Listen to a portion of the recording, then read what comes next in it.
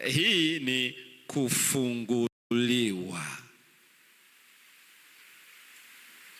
Sasa katika ulimwengu wa neno kufunguliwa leo, katika ulimwengu wa kidini, tusipoelewa vizuri tutaelekeza akili zetu kwingine, kwa sababu leo kila kitu unasikia tunafunguliwa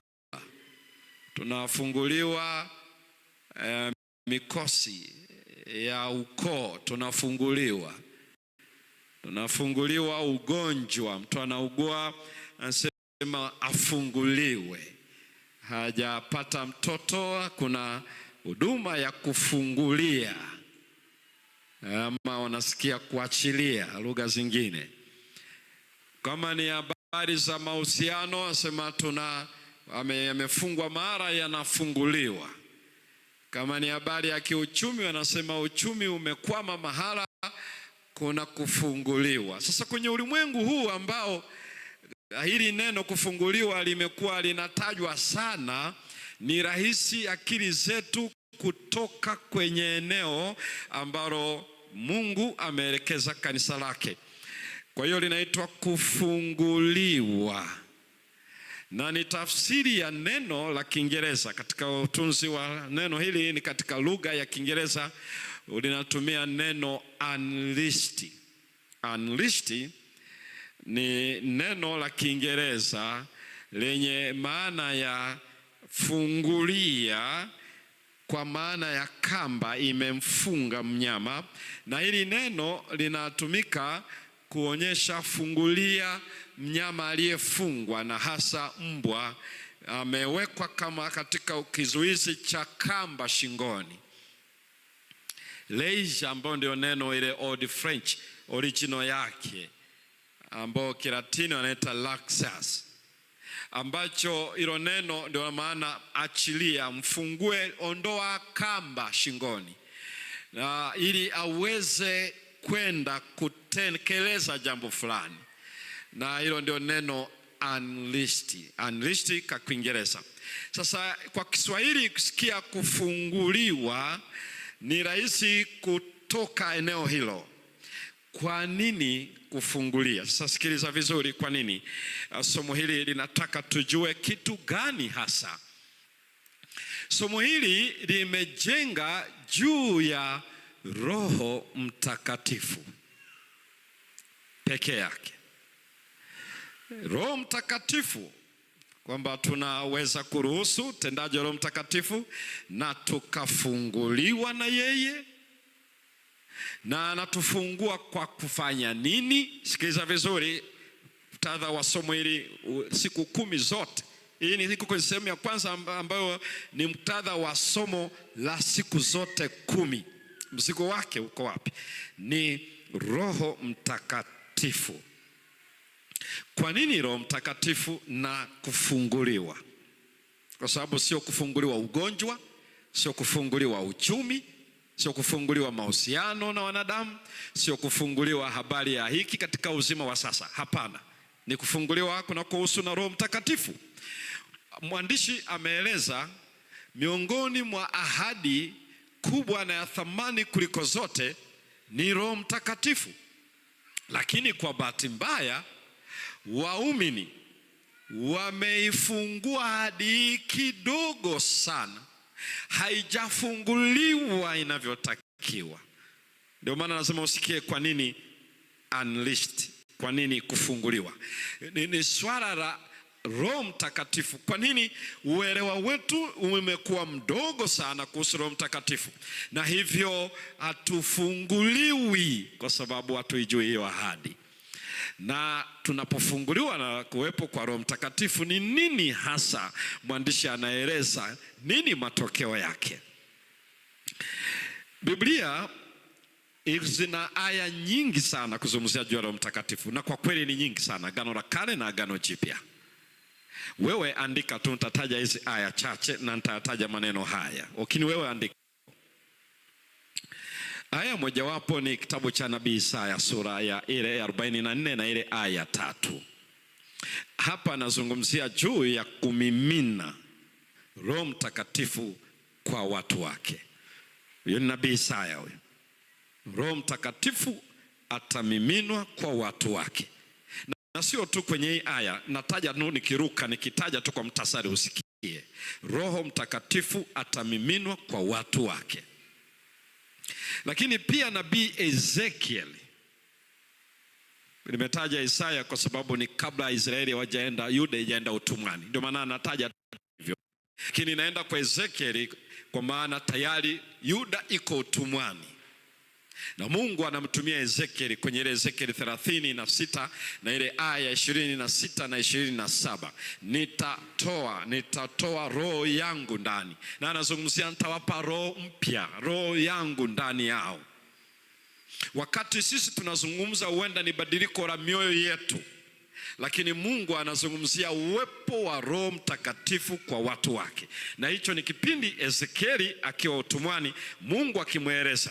Isaya ni kabla hawajaenda utumwani, Ezekieli ni baada ya kwenda utumwani, wakiwa utumwani. Iko aya ambayo inafahamika mara nyingi sana katika muktadha wakati wa mwisho, ambayo ni nabii Yoeli. Katika Yoeli sura ya 2 ile aya 28 mpaka 32, anapozungumzia nitamwaga roho juu yao, na wana wenu binti zenu nani watatabiri, wataota ndoto, wataona maono.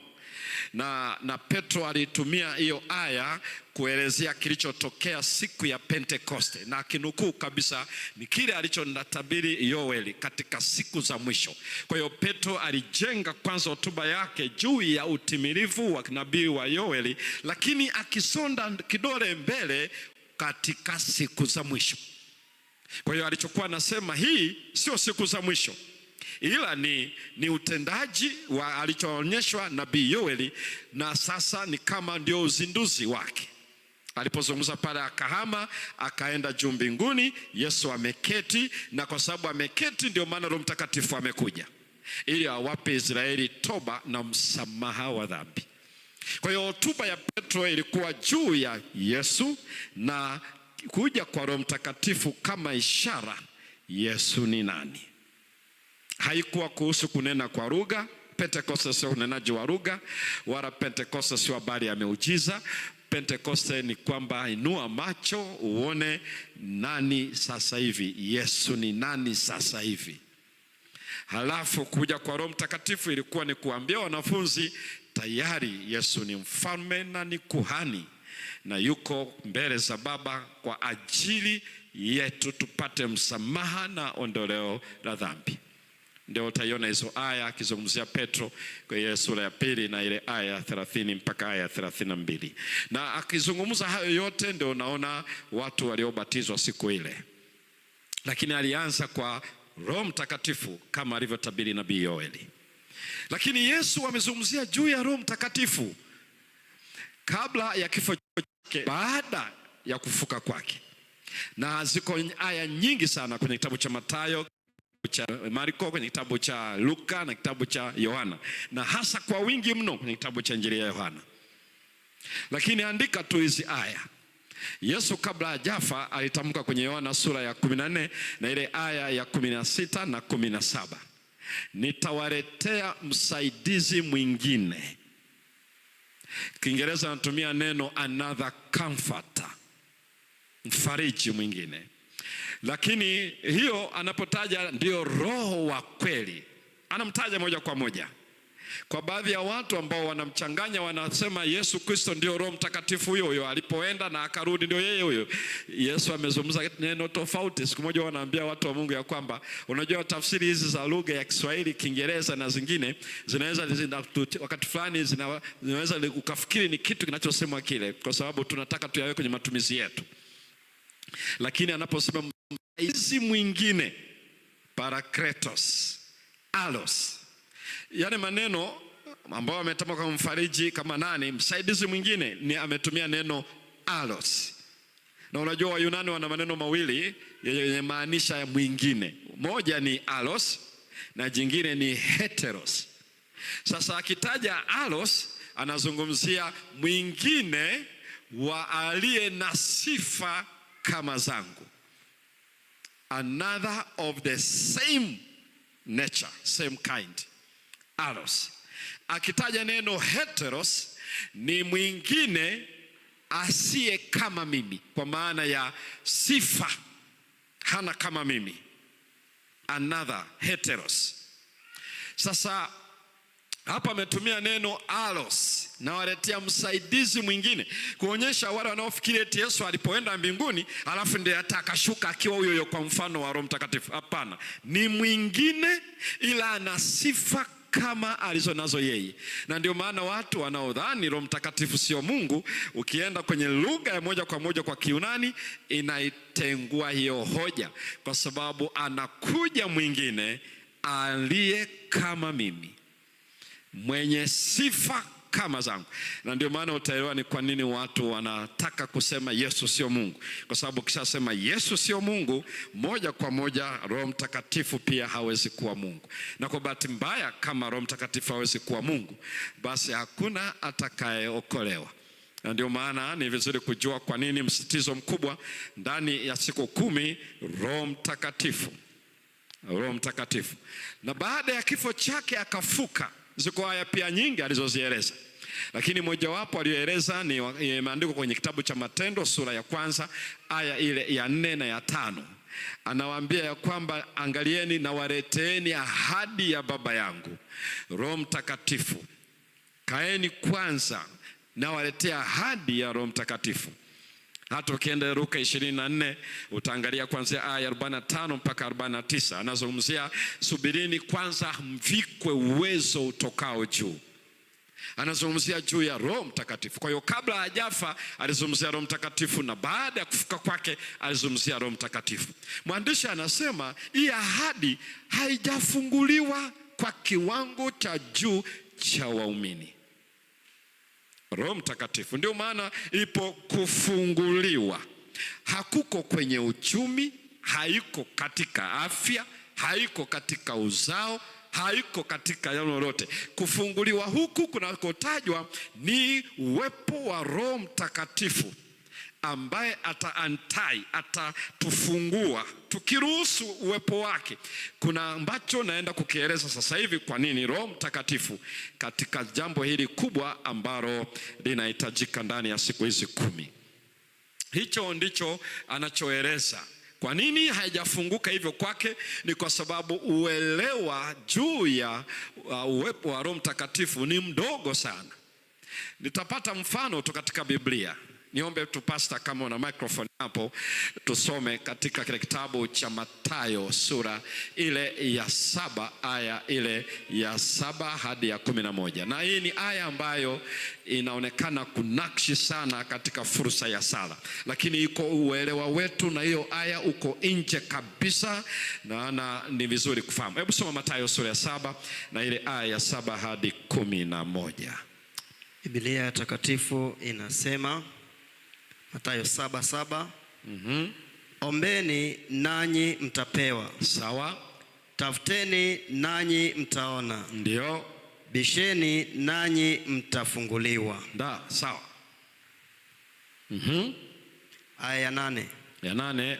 Kwa maana kila aombaye hupokea. Ndio. Naye atafutaye huona. Naye abishaye atafunguliwa. Ndio. Aya ya 9. Ya 9. Au kuna mtu yupi kwenu ambaye mwanawe akimwomba mkate atampa jiwe? Au akiomba samaki atampa nyoka? Ndio.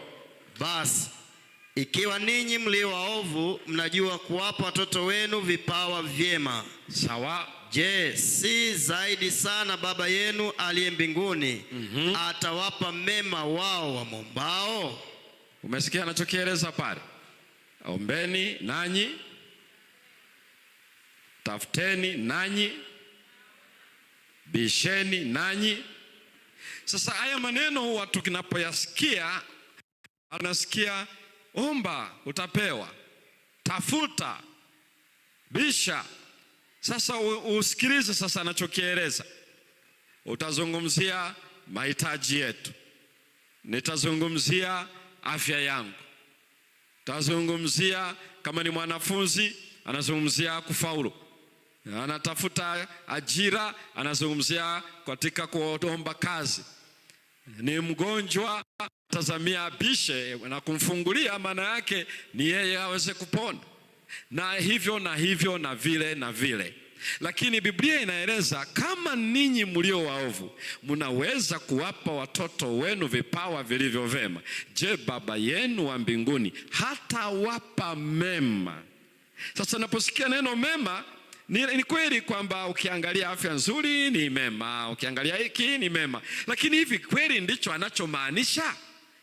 Nenda Luka 11, Injili kama ilivyoandikwa na Luka 11, na usome ile aya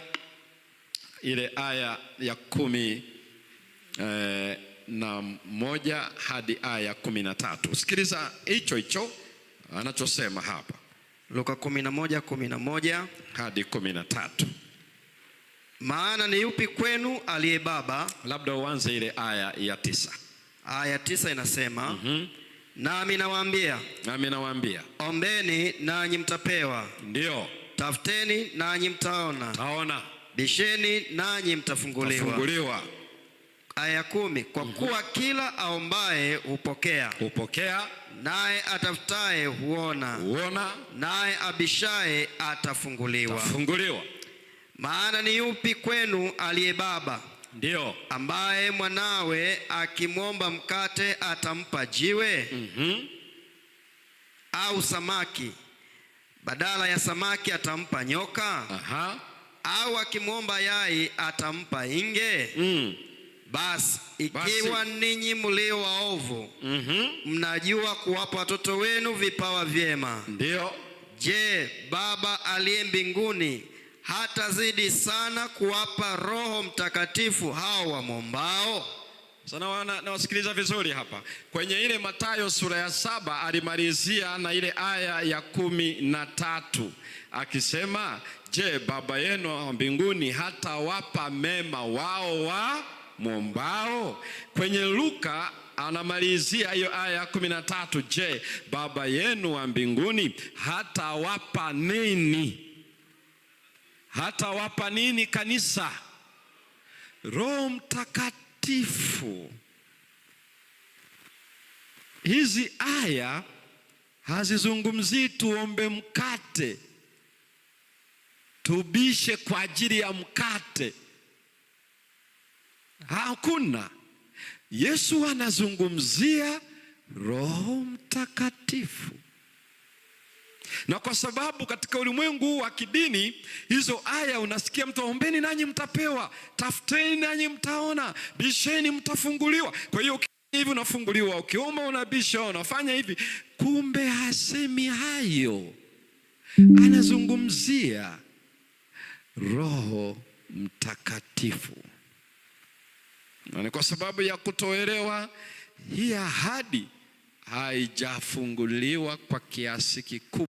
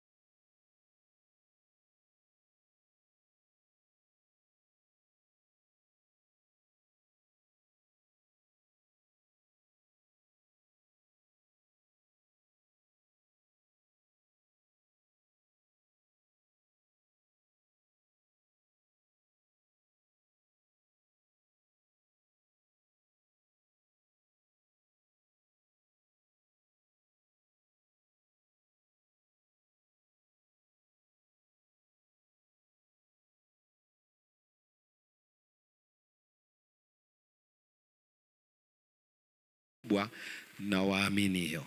Kwa hiyo badala ya kukazana kuomba hayo, Biblia inatueleza muktadha wa ombeni nanyi mtapewa, tafuteni nanyi mtaona, bisheni nanyi mtafunguliwa. Anachokitaja ni habari za Roho Mtakatifu. Nione ambao wamenielewa, nyosha mkono jioni hii ya leo. Asante. Ni habari za Roho Mtakatifu, na hii ndio imesababisha somo hili litembee kwa kichwa kinachosema kufunguliwa. Tusipojua hicho, hii tutaiona ni fursa ya kuweka vikapu.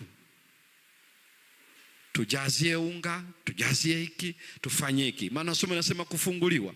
Ni vizuri kufahamu anachozungumza ni Roho Mtakatifu. Siku hizi zote 10 ajenda ni Roho Mtakatifu. Tukimpata yule, tumempata Yesu Kristo. Tukimkosa yeye, tumekosa mbingu. Tutakuja kuona hapo baadaye, sio leo. Hii ilikuwa ni sehemu ya kwanza inayoeleza kwa nini hili somo lina hili neno kufunguliwa, ambayo bii yake kwenye hili somo, kwa nini kufunguliwa, Roho Mtakatifu ni kwa sababu gani?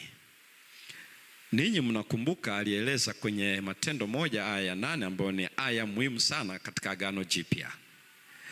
Lakini mtapokea nguvu akiisha kuwajia juu yenu Roho Mtakatifu, nanyi mtakuwa mashahidi Yerusalemu, Uyahudi, Samaria, hata mwisho wa nchi. Roho Mtakatifu haji kwa sababu tunene kwa lugha, tufanye miujiza.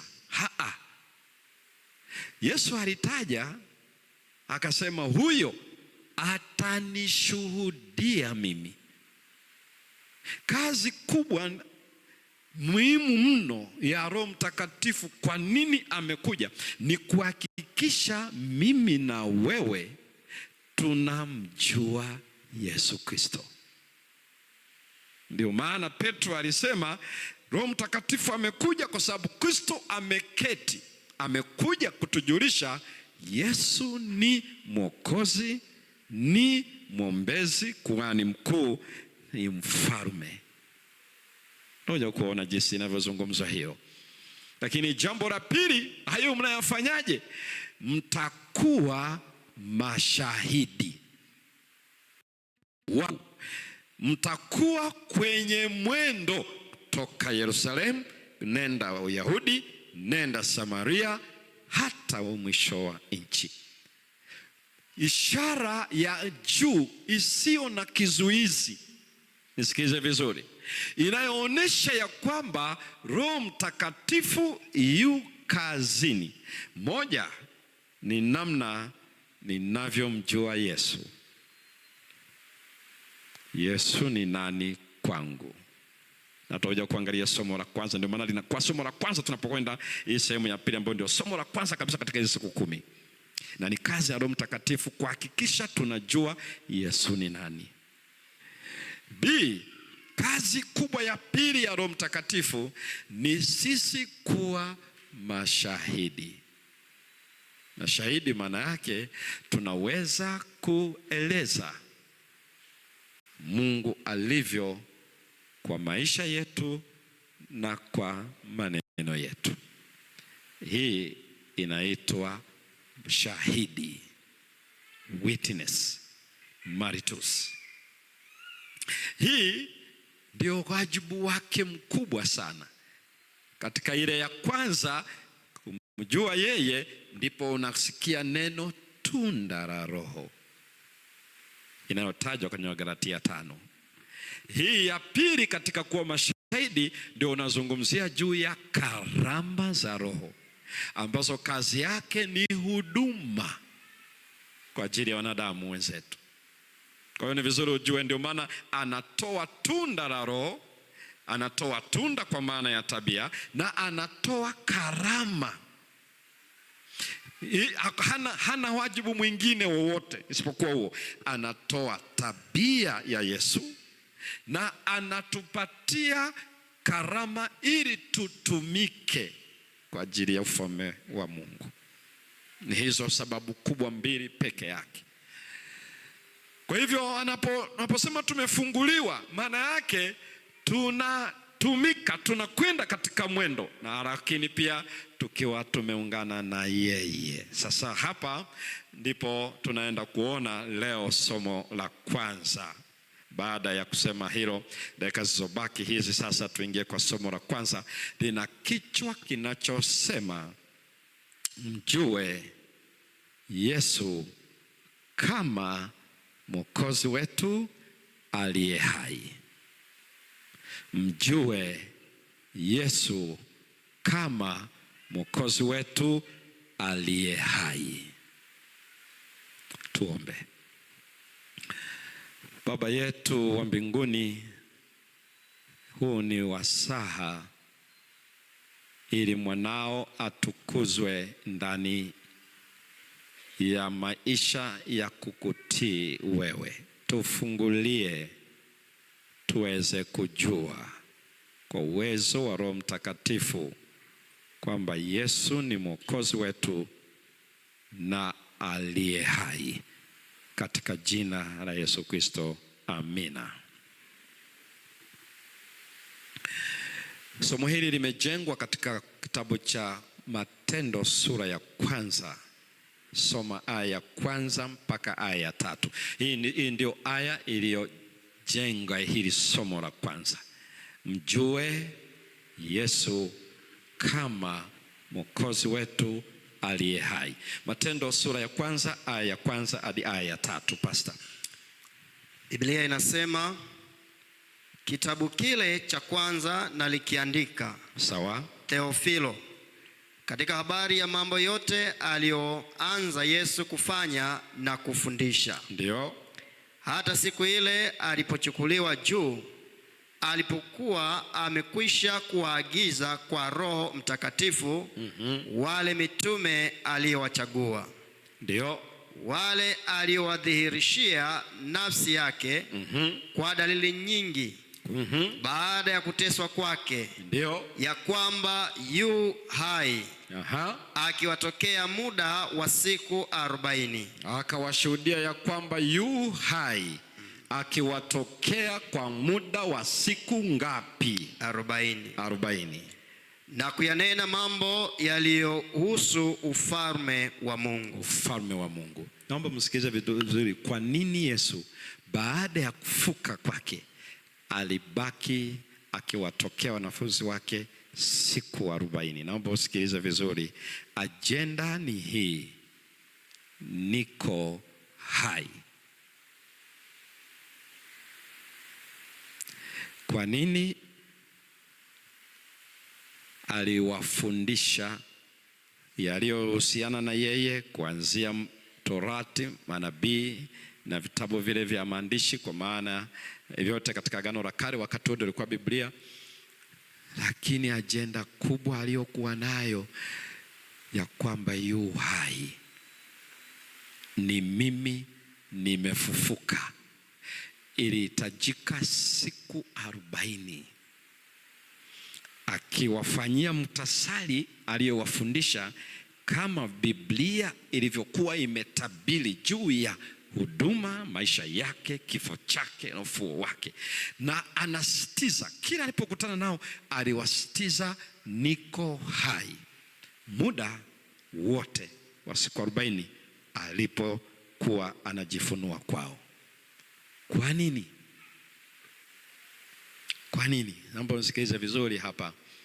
Wakati Yesu amefufuka, kwenye ile Mathayo 28, Biblia inaeleza uongozi wa kidini wa Israeli walikaa kikao, kuanzia ile aya ya 9 mpaka ile aya ya 17. Walikaa kikao, wakaamua kuwaita wale maaskari walinzi waliotoa ripoti walichokiona kaburini na uwepo wa malaika na kufuka kwa Yesu na kila walichokiona, wakawapa hela wasiseme amefufuka. Badala yake waseme wanafunzi wake wamemuiba. Na Biblia inaeleza hivi, hizo habari zikaenea, hakufufuka, ameibwa na wanafunzi wake. Kana kwamba haitoshi, hata alipokuwa anatokea kwao akawatuma wale wawili, Mariamu Magdalena pamoja na Mariamu yule wa pili, ndio waliokutana naye kaburini siku ile. Wanapowaeleza waende wawaambie, walipoenda kwa wanafunzi, hizo aya niliyokutajia, wengine hawakusadiki.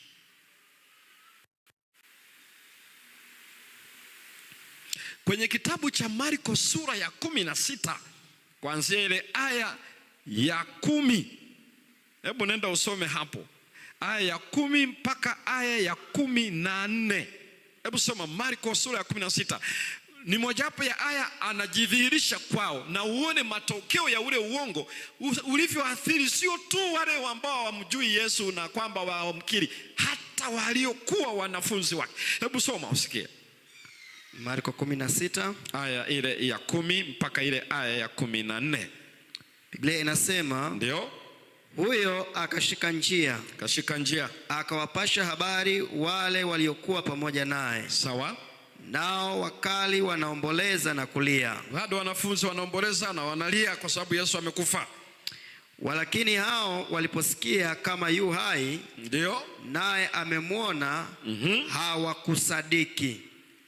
Hebu soma vizuri hapo pastor.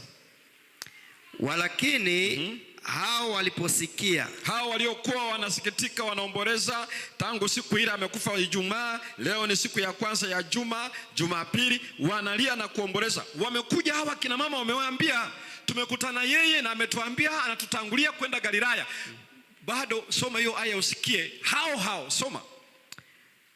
Walakini hao waliposikia kama yu hai, naye amemwona, hawakusadiki. Mpaka aya ya 14.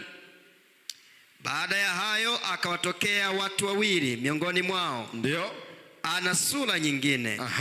Nao walikuwa wakishika njia kwenda shamba. Ndio. Na hao wakaenda zao wakawapa habari wale wengine. Ndio. Wala hao hawakusadiki. Hili ni kundi jingine la watu wawili wanafunzi waliotokewa na Yesu, na wanarudi wanapeleka taarifa, hawakuwasadiki pia. 14. Baadaye akaonekana na wale 11. Kisha Yesu akawatokea wale wanafunzi 11 walipokuwa wakila, wakati wanakula, akawakemea kwa kutokuamini kwao. Sasa hawa 11 ni wale aliokuwa amewachagua baada ya kuomba usiku kucha siku ile. Hawa ndio wale aliozungumza nao, na hawa hawakuamini kwamba Yesu yu hai. Sasa ndugu zangu, anaendaje mbinguni? Na hapa hakuna anayeamini yu hai. Unapozungumzia yu hai, maana yake hawaamini Yesu amefufuka. Na hawa ndio ambao watapeleka utume 11. Yuda Iskariote alishafariki kwa sababu alimkana Bwana, alimsaliti. Hapa wako 11, akawakemea kwa kutokuamini. Na ndio maana unaona tunamfahamu tu Tomaso kwa sababu ametajwa kwenye ile Yohana 14, Injili ya Yohana kwenye sura ya Injili ya Yohana nafikiri sura ya 20. Wakati anasema mimi mpaka nione ubavu wake, niweke na kidole, niangalie kwenye vidole, kwenye miguu, nione zile alama. Alafu Yesu akatokea kwenye kile chumba. Yesu anamwambia njoo, weka kidole.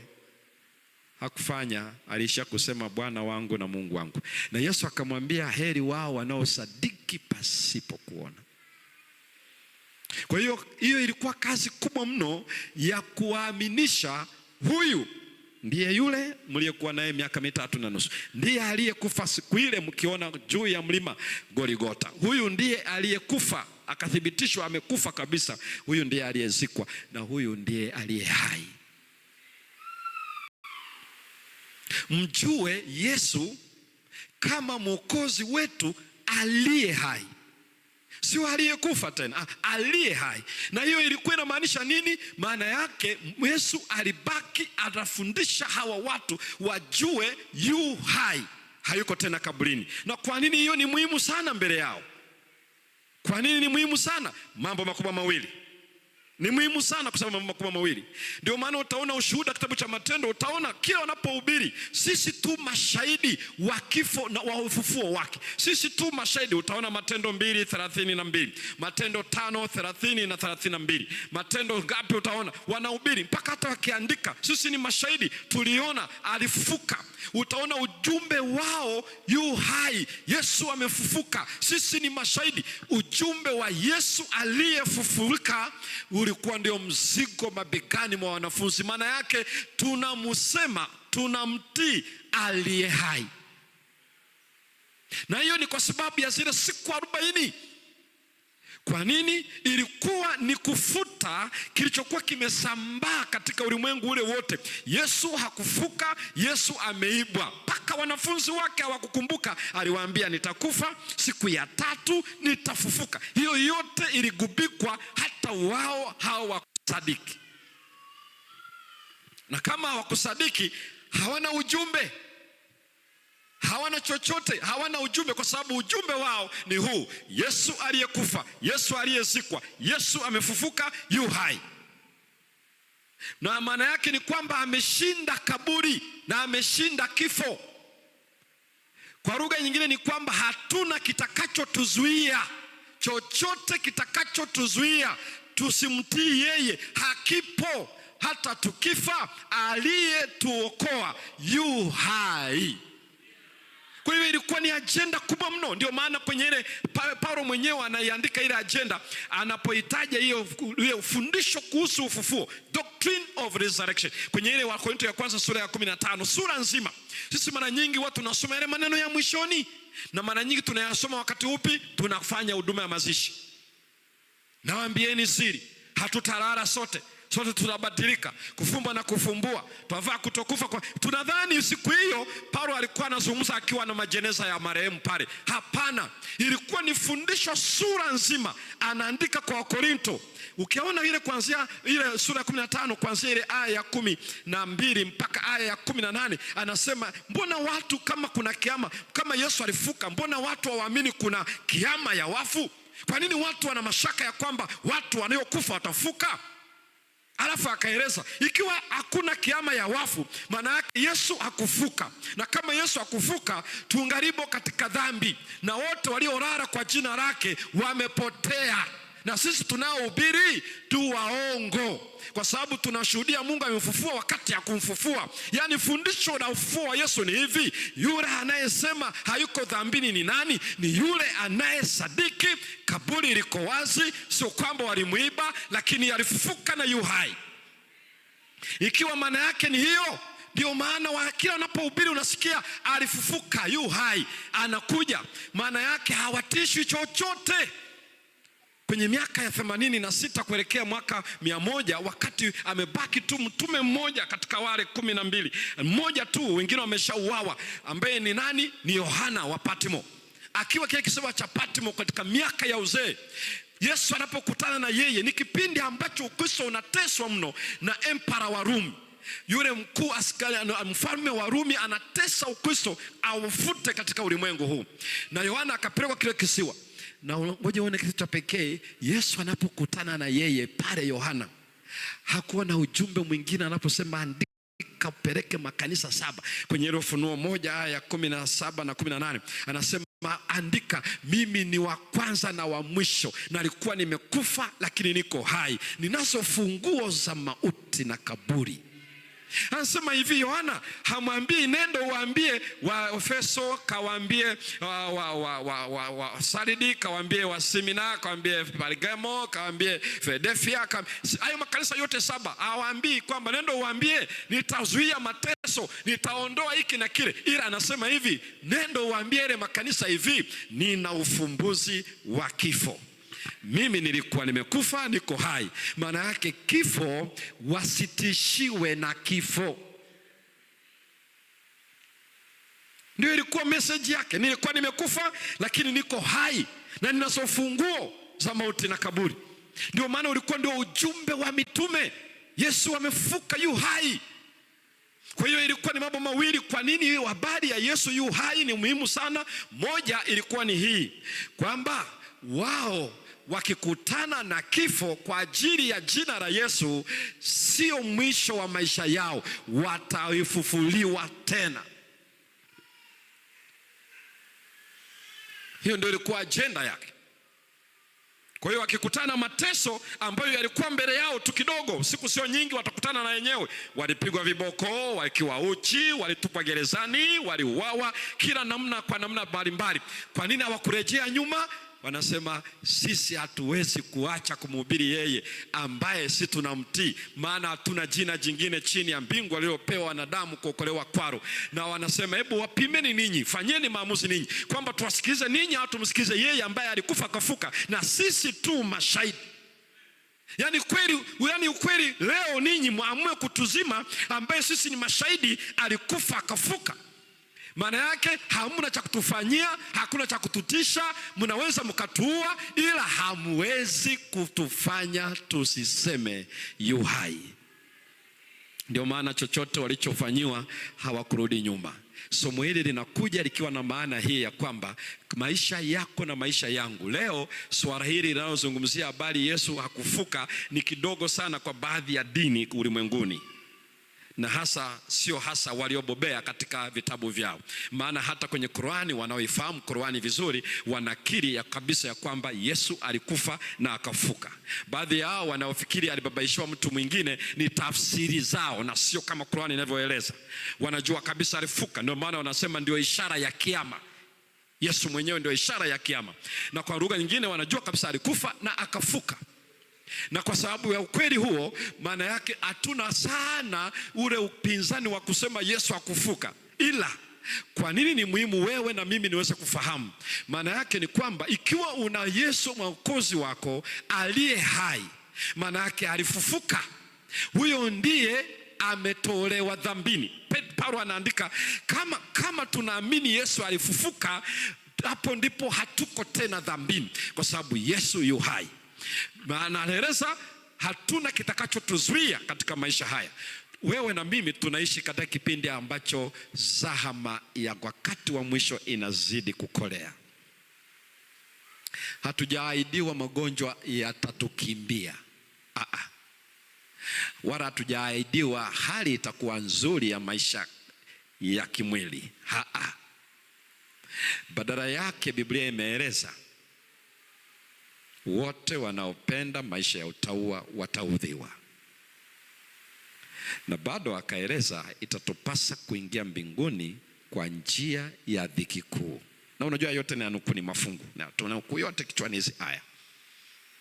Yesu alieleza, mnayo dhiki ulimwenguni, jipeni moyo, nimeushinda ulimwengu. Yesu hatuahidi kufuta zinazotuletea maudhi katika maisha haya. Hajatuahidi atazuia watu wasituonee. Hajatuahidi ya kwamba atazuia tusiugue ama tusipate majanga ya mioto, majanga ya mafuriko, majanga ya kiafya kwa kuugua. Hajatuahidi ya kwamba tutapata upendeleo na watu. Badala yake anaeleza ni njia nyembamba na imesonga wote wanaoamini. Na Ibilisi atakoroga hizo rangi zote ili atufundishe kwamba ikiwa tunakutana na hayo, maana yake Mungu hayuko pamoja na sisi. Somo hili limekusudia kujua hivi, yu hai. Sihitaji kujua nitapona, sihitaji kujua nitashinda hii kesi ya kusingiziwa mahakamani, sihitaji kujua ya kwamba hawatanifukuza nyumbani. niendelee kumtii Mungu. Sihitaji kujua ya kwamba hali yangu ya kiuchumi, kwa sababu niko mwaminifu kwa Bwana, itaenda kileleni. Hiyo sio hoja. 10 days of prayer, somo la kwanza linachosema usije ukakosa kujua neno hili: Yesu Mwokozi wako yu hai. Hilo peke yake na peke yake. Ukishajua hilo, vyovyote vitakavyoruhusiwa bado tu salama, maana anazo funguo za mauti na kaburi. 2, hatutaacha kumtii, kwa sababu kumtii ni gharama. Maisha ya kumtii Yesu ni mpaka uwe na hakika yu hai. Ukizungumzia habari ya kutishiwa kuitunza Sabato, unatishiwa utafukuzwa ajira kwa sababu wewe sio mfisadi, unatishiwa kwamba utauawa kwa sababu unatii Bwana. Katika yote hayo, yanayoweza kufanyika ni kifo. Alafu yeye anakuja anasema, Yohana, peleka kwa makanisa 7, ninazo funguo za mauti na kaburi. Maana yake wasiahirishe kunitii kwa hofu ya kifo. Nina ufumbuzi wa hiki kifo cha kwanza. Alikufa, akazikwa, akafuka. Maana yake yu hai. Hata wale ambao tunashindwa kwa uaminifu wa zaka na sadaka, huwa ni hofu kwamba nitakufa njaa. Si mpaka jambo lolote itokee, ila maana yake nikiwa mwaminifu kwa gharama ya kwamba nitakosa mkate, ninaona kama nitapunguza, wakati yeye ndiye aliyeniahidi na ndiye aliyenipa.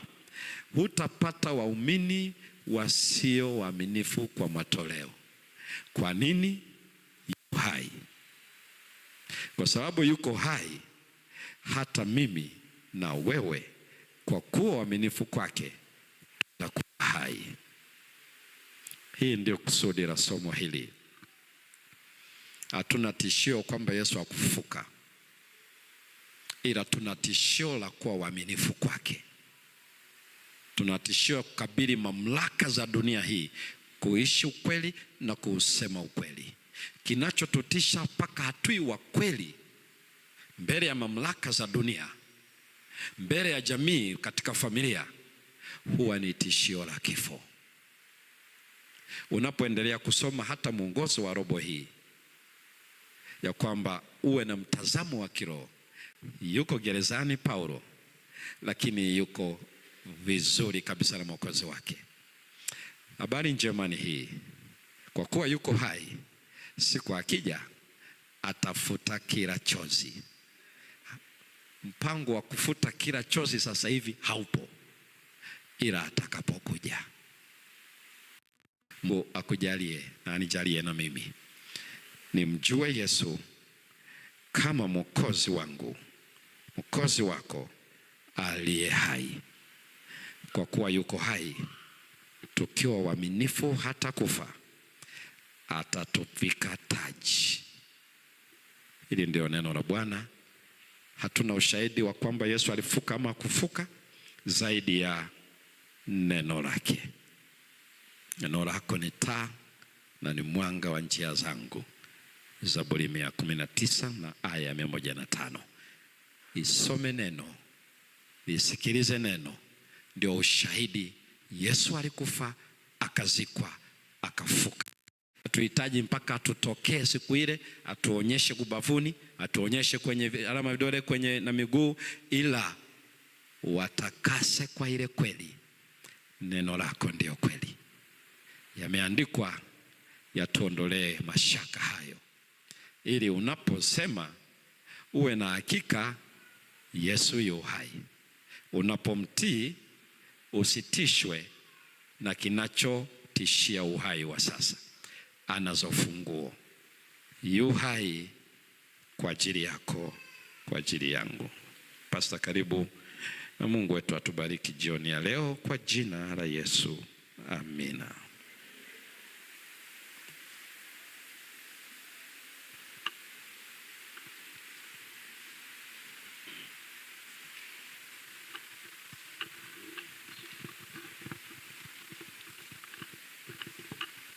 Bwana Yesu apewe sifa.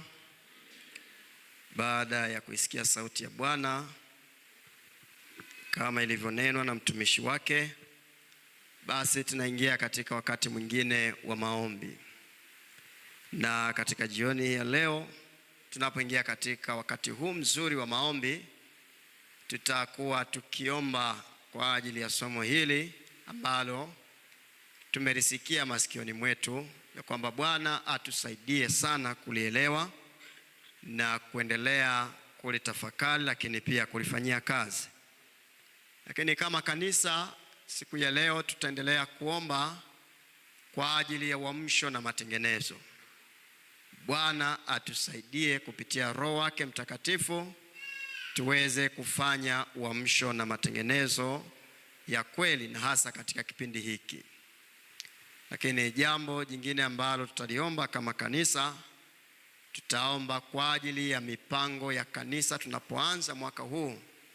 Bwana atusaidie tuweze kusimama katika kutenda kazi yake, kwa sababu ametupatia nafasi nyingine tena. Basi tusimame imara katika kuitenda kazi yake. Hayo ndiyo mambo ambayo ni makubwa tutakayoyaomba jioni ya leo. Lakini bado kila mtu binafsi, naamini karatasi zingine zinagawanywa hapo, kila mtu atakuwa na nafasi nzuri ya kuomba na kumlilia Mungu kwa ajili ya haja ya moyo wake. Lakini hoja kubwa ni hii ambayo tumesikia kupitia somo hili, ya kwamba Bwana atusaidie tuelewe kile ambacho alifanya kwa ajili yetu. Basi katika session hii ya maombi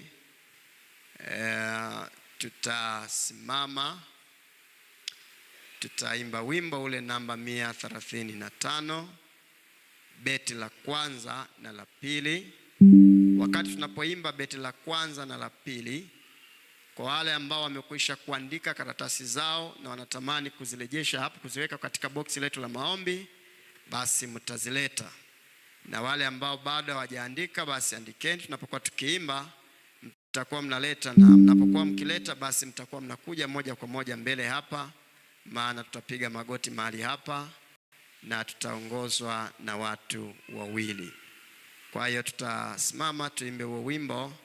Tutakuwa tumeketi beti la kwanza, wakati wengine mkiwa mnaandika. Tutaimba wimbo namba 135, alafu tutaimba beti la pili. Tutakuwa tukinyanyuka kuja, wengine wakiwa wanaleta, lakini wengine tukiwa tunakuja kwa ajili ya wakati mzuri wa ibada ya maombi.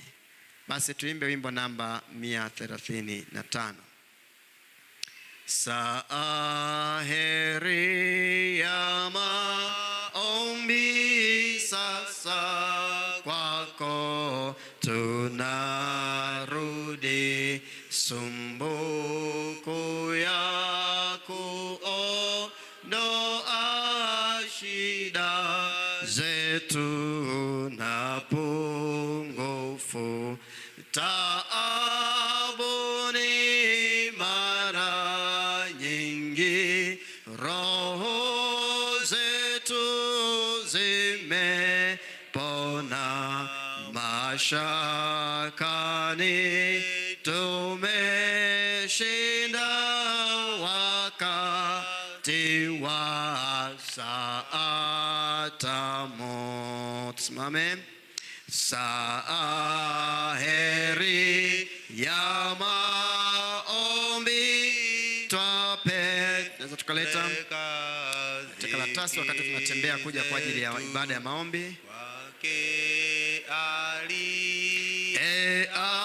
Ahidi kubariki wenye haja, agiza tumwende,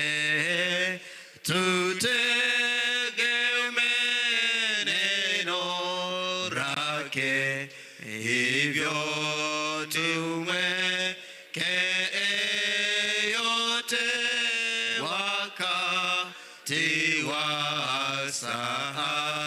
tamu. Beti la tatu, tutembee sasa, tuje wote. Heri ya maombi, tutazidi kuingia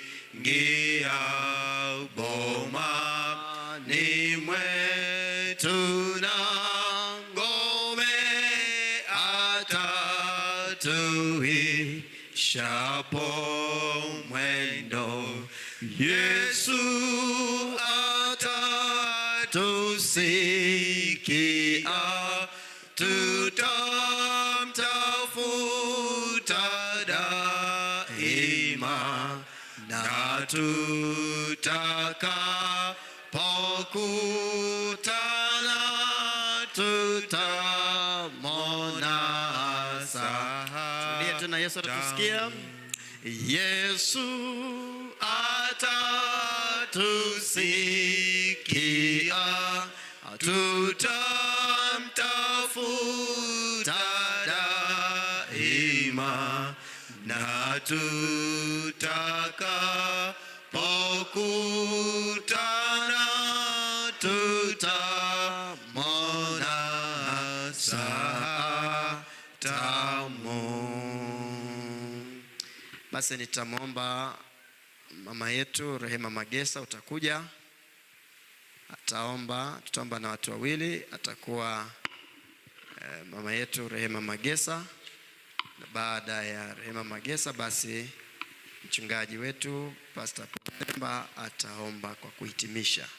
Wakati wote tunapokuwa tukiendelea kuomba, omba Bwana tusaidie katika haya matatu ambayo tumeyataja. Omba Bwana kusaidie na tusaidie sote kama kanisa tufanye kama vile Bwana anavyohitaji. Basi tutapiga magoti wote kwa pamoja na tutaingia katika maombi. Tuombe. Utukuzwe Baba na Mungu wetu unayeishi mahali pasiri juu mbinguni. Jioni ya leo tunakuja kwako tukiomba na kukushukuru kwa ajili ya rehema zako na fadhili zako Mungu wetu. Tumekuja kwako Mungu wetu kama wana na binti zako tukiomba toba na msamaha. Tusamehe dhambi na makosa yetu. Lakini Baba wa mbinguni, jioni ya leo tunakushukuru kwa ajili ya somo hili ambalo tunakusina kuomba Mungu tusaidie, tupatie Roho Mtakatifu ambaye atatukumbusha kila ambacho ni mahitaji ya maisha yetu, lakini kukutambua zaidi unapokuja wewe mara ya pili, kwa sababu wewe ni ufufuo na uzima. Baba, tunaliweka kanisa mikononi mwako, tukisina kuomba Mungu wetu lisaidie kanisa, ili sote kwa pamoja Mungu tufanye uamsho na matengenezo, sisi na familia zetu, sisi na majirani zetu, lakini wale ambao hawajakujua Mungu wakapate kujua we Mungu wetu wa kweli. Masaa ya jioni Mungu wa mbinguni, tunapokuwa tukitawanyika, tawanyika na watoto wako, na kila mmoja ukamfundishe Mungu kwa ajili ya mapenzi na upendo wako. Asante Bwana kwa sababu wewe ni mwema, utaendelea kuwa mwema kwetu, maana unatujua hata kabla hatujaomba. Asante kwa sababu jina lako ni kuu. Nimeomba haya na kuamini kupitia jina la mwanao Yesu. Amen. Mungu wetu, haya matatu tuliyosikia yakisemwa mbele zetu, tumeongea nawe. Wewe umenena nasi tunavyoweza kufunguliwa na tukatoka katika kukushuhudia. Asante kwa ajili ya Roho Mtakatifu aliye na shauku kubwa kuona tunaitikia wito wake. Tuwezeshe tena kujua wewe ni Mwokozi wetu na uliye hai, ili tuweze kukabili pobisho unaokinzana na neema yako, bila kuhesabu gharama ya uzima wa sasa, kwa kuwa Muumbaji wetu na mkombozi wetu yu hai.